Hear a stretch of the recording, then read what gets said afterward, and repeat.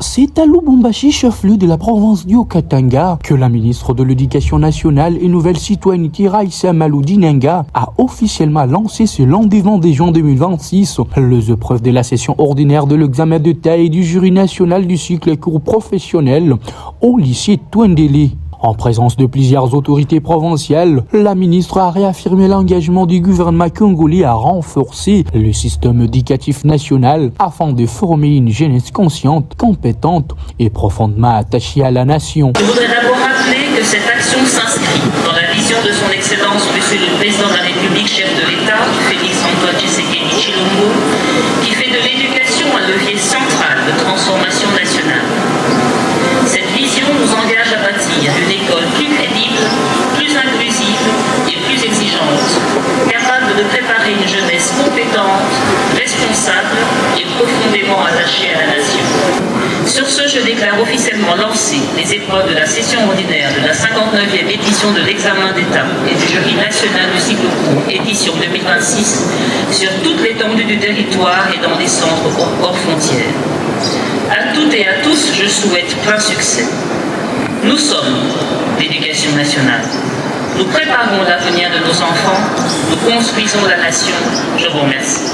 Dans son discours, la ministre Raissa Malou a exhorté les candidats à aborder les épreuves avec calme, sérieux, concentration et confiance avant d'adresser une pensée particulière aux candidats qui passent les épreuves dans les zones affectées par l'insécurité.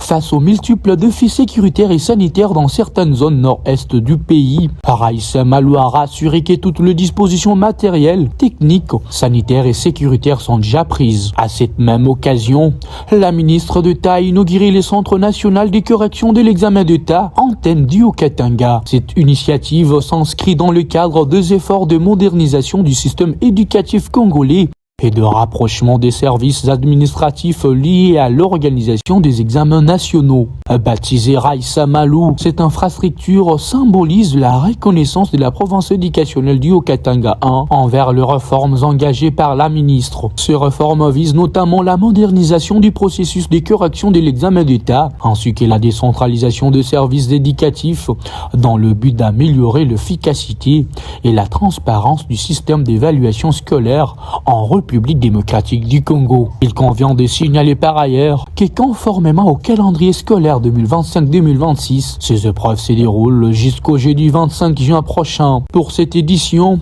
1 082 742 candidats sont inscrits au cycle long du secondaire général, normal et technique, répartis en 3 267 centres de passation, soit une moyenne de 331 candidats par centre. Pour le jury national du cycle court professionnel, 6 237 candidats sont inscrits dans 252 centres de passation. Parmi eux, 1099 filles et 5138 garçons. Selon les données du ministère, les effectifs du cycle court enregistrent une hausse de 3,5%, tandis que la participation féminine progresse de 7,7%, passant de 16,9 à 17,6 par rapport à l'année précédente.